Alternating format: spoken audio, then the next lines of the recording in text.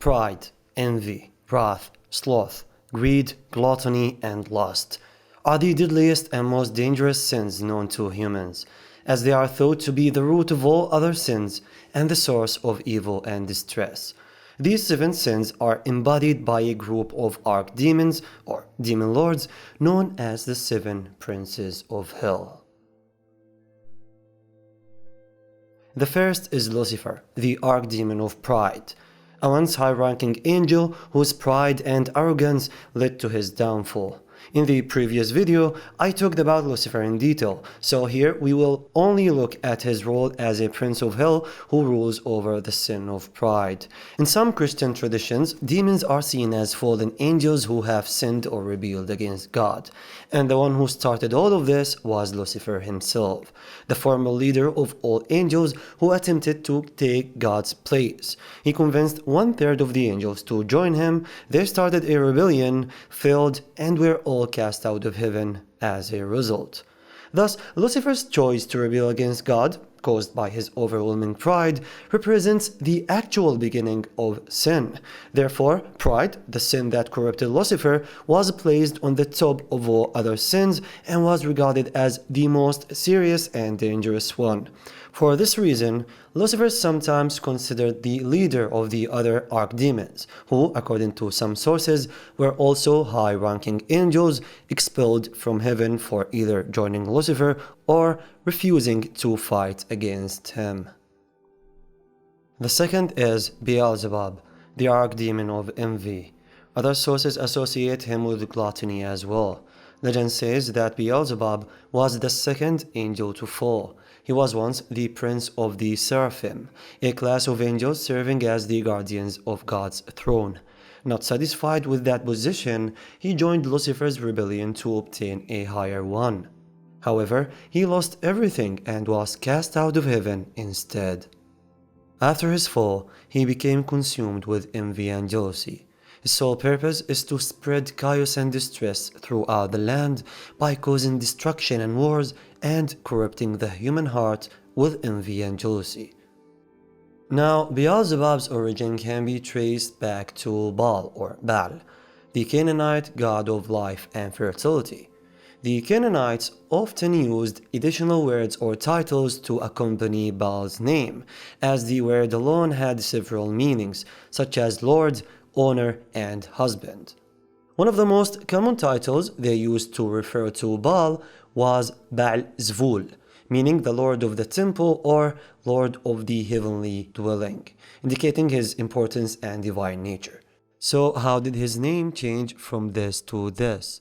Well, for the ancient Israelites who lived alongside the Canaanites, Baal was considered a false god and a demonic entity, so to degrade Baal's status as a god, they changed his name from Baal-Zvul, or the Lord of the Heavenly Dwelling, to Baal-Zvuv, or the Lord of the Flies, as a way to mock Baal's followers. So basically, the name Beelzebub is just a play on words and has nothing to do with his appearance or abilities. Moreover, the idea of Beelzebub being a major demon or a prince of hell most likely appeared in Christian theology and demonic grimoires after the 15th century. The third is Satan, the archdemon of wrath and the devil himself. While some believe that Satan, meaning the accuser, is another name for Lucifer, many regard him as a separate entity. He is also believed to be a fallen angel who was cast out of heaven for rebelling against God.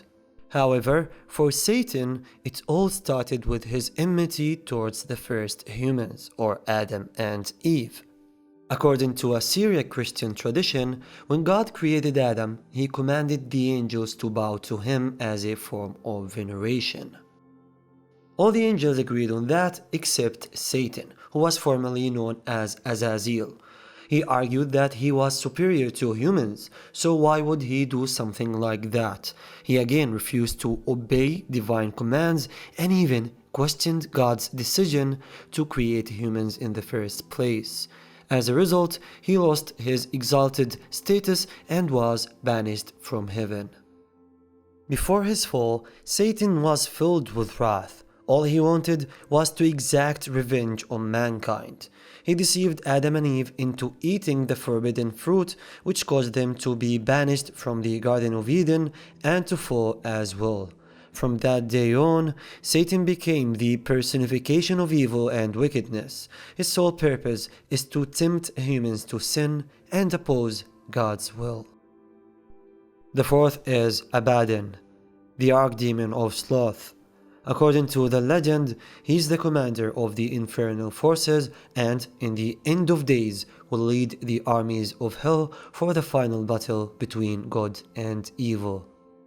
Abaddon, meaning the destroyer, is usually associated with doom, death, destruction, and the abyss. And maybe that's why he embodies the sin of sloth. While sloth may seem like a form of laziness, it is, in reality, much more complicated than that. With sloth comes apathy, a lack of interest or concern in anything, eventually leading to a feeling of emptiness, hopelessness, and isolation.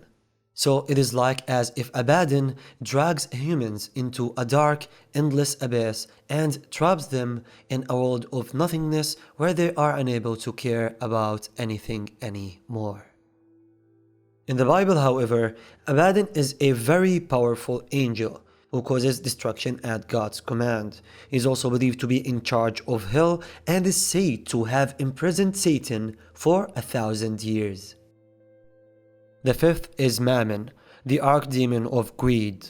Mammon is believed to manipulate people into pursuing wealth at all costs, even if it means committing sins and engaging in unethical behaviors. Eventually, these people become enslaved by greed, which leads them to fall into a never-ending cycle of wanting more and more and never being satisfied regardless of how much money and wealth they have. In some sources, Mammon is also identified as a fallen angel, who simply joined Lucifer's rebellion because he saw it as a good opportunity to gain more wealth. So he did not really care about Lucifer as a leader or if his actions were justified. Now, from a historical and linguistic point of view, Mammon is derived from the Aramaic word Mamun, meaning money or riches. Over time, the word became a metaphor for the obsession with wealth and getting rich. For example, Jesus uses Mammon in this sense in the Gospel of Matthew, where he says, "You cannot serve both God and Mammon." It was only during the Middle Ages that Mammon began appearing in literature and magic grimoires as a demon that embodies the sin of greed. The next is Belphegor, the archdemon of gluttony. In other sources, he's the chief demon of sloth. Now, before talking about his role as a demon, Belphegor is believed to have originated from the Moabite god of fertility and wealth, Belphegor. Just like Beelzebub, he was later demonized and turned from a god into a major demon. His name, which roughly translates to Lord of the Opening, likely comes from the worship practices associated with him. It is thought that people worshipped him in sacred caves, where they would leave offerings for him inside. Now, as an archdemon, Belphegor is said to seduce people by suggesting creative inventions that will make them rich. However, once the invention is finished, he steals it. He then manipulates these people even further by promising them easy wealth and success in the future. Thus, they become his puppets and end up being lazy and gluttonous while waiting for something that will never happen. Yet, in some religious traditions, Belphegor is seen as a high-ranking angel who was banished from heaven because he refused to fight against the rebellious angels, had no interest in this whole conflict between good and evil, and was too lazy to do anything about it.